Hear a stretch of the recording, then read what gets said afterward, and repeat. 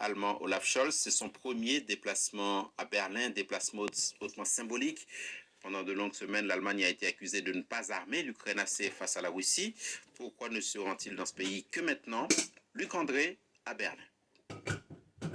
Berlin n'a pas été oublié par hasard dans la liste de déplacement du président Zelensky. C'est le reflet d'une brouille diplomatique, d'une punition symbolique, on peut dire.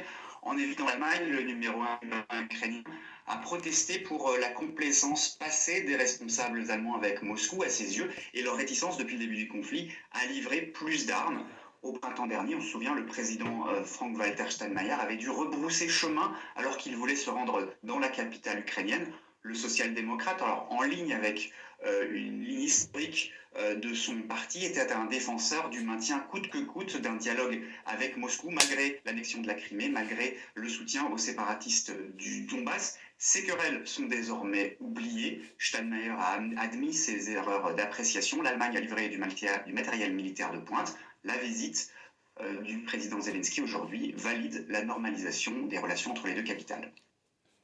Quel parlement pour la Thaïlande et donc qui pour diriger ce royaume habitué aux convulsions politiques? La Thaïlande est dirigée depuis 2014 par le général